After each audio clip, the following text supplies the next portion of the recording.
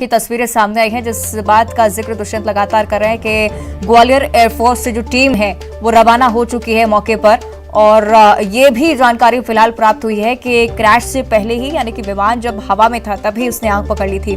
फिलहाल इस तरह की आशंकाएं हैं कि दोनों विमानों के बीच टक्कर हो सकती है, क्योंकि मुख्य तौर पर मुरैना के इस पहाड़गढ़ क्षेत्र की अगर बात की जाए तो दुष्यंत इस बारे में लगातार जिक्र कर रहे थे कि ये वो क्षेत्र है जहां पर समतल इलाका ही है, पहाड़गढ़ सिर्फ इसका नाम है। तो ये आशंका बिल्कुल खत्म हो जाती है कि किसी पहाड़ से टकराने के बाद इस प्लेन में आग लगी होगी या क्रैश हुआ होगा।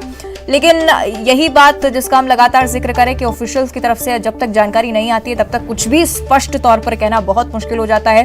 फिलहाल ये जानकारी मिली कि 3 पायलट्स में सवार थे, जिनमें से एक व्यक्ति की इस हादसे में जान जा चुकी है, जबकि 2 पायलट जो थे वो पैराशूट के सहारे से इस हादसे से बच निकलने में कामयाब रहे। और जैसे ही उन्होंने लैंड किया वैसे ही उन्होंने एयरफोर्स को सबसे पहले सूचना दी कि इस तरह का क्रैश दोनों ही जगहों पर हुआ है। दोनों जो जगह हैं, घटनास्थल हैं, उनकी सिमिलैरिटीज की अगर बात की जाए तो दोनों ही जगहों पर इसी तरह का मलबा बिखरा हुआ नजर आ रहा है। ग्रामीण आसपास जुटे हुए हैं। मुझे लगता है कि ग्रामीणों में भी इसी वजह से दहशत का माहौल होगा। हालांकि कोशिश यही की जाती है कि घटनास्थल पर जल्दी से जल्दी राहत बचाव कार्य शुरू किया जाए, लेकिन जो स्थिति तस्वीरों के जरिए स्पष्ट हो रही है, इससे आप अंदाजा लगा सकते हैं कि अचानक से ही प्लेन क्रैश हुआ, उसमें आग लगी और किसी को राहत बचाव का मौका नहीं मिला। फिलहाल ये जानकारी के 2 लोग हैं जो कि इस हादसे में सकुशल बच चुके हैं, लेकिन एक व्यक्ति जिसकी जान जा चुकी है। हालांकि ऑफिशियल्स की तरफ से जब तक जानकारी नहीं आती, हम लगातार इस बारे में जिक्र कर रहे हैं, तब तक कुछ भी कहना ठीक नहीं होगा। प्राथमिक तौर पर यह खबर कि मध्य प्रदेश के एयरबेस से ही दोनों विमानों ने उड़ान भरी, उसके बाद अपनी डेली प्रैक्टिस में दोनों ही प्लेन्स इन्वॉल्व थे। लेकिन इसके बाद ऐसा क्या हुआ आसमान में, किस वजह से इस तरह का क्रैश हुआ, और दोनों ही जो विमान थे वो ऑपोजिट डायरेक्शन में इसी तरह से क्रैश हुए हैं। तो जांच अब लगातार की जा रही है। क्या मुख्य वजह इस पूरे हादसे के पीछे, लगातार जानकारी जुटाने की कोशिश। निरार थाने के श्यामदेव बाबा स्थान के पास का यह हादसा बताया जा रहा है।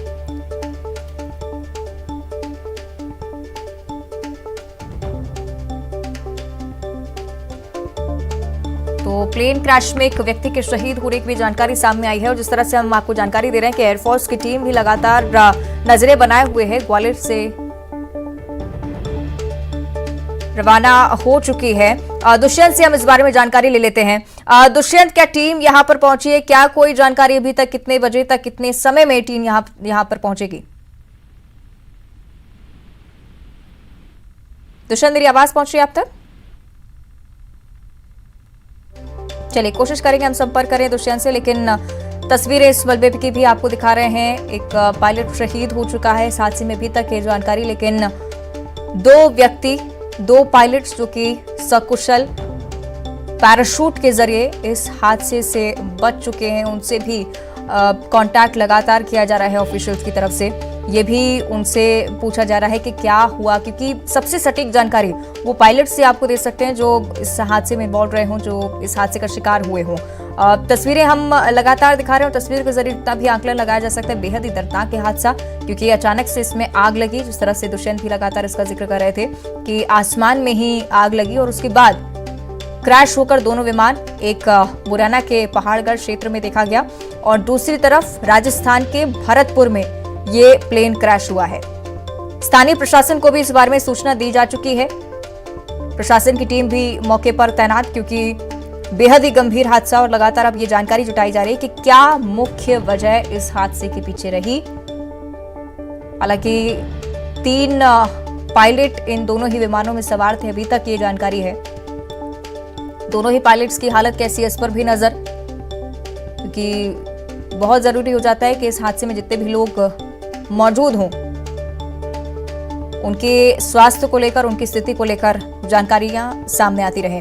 मुरैना का पहाड़गढ़ क्षेत्र है, लड़ाकू विमान क्रैश हुआ है। एयरफोर्स की गतिविधियां ग्वालियर और मुरैना के इलाके में आम है, क्योंकि एयरफोर्स स्टेशन वहां पर मौजूद है।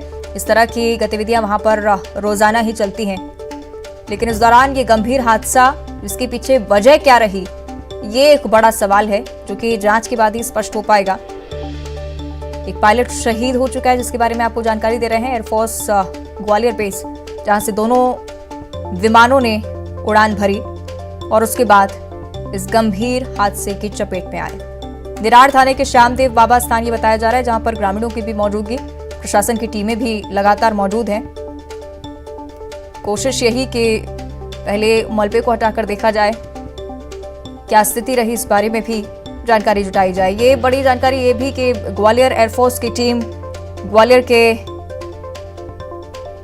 एयरबेस से रवाना हो चुकी है। मुरैना के लिए टीम रवाना हुई है और जैसे ये टीम पहुंचती है उसके बाद धीरे धीरे ऑफिशियल स्टेटमेंट है वो क्लियर होगा। क्या वजह इस पूरे हादसे पर रही ये भी क्लियर होगा, लेकिन प्राथमिकता यही कि जो जवान इस हादसे से बचे हैं उनके स्वास्थ्य पर नजर रखी जाए, उनके स्वास्थ्य का ध्यान रखा जाए।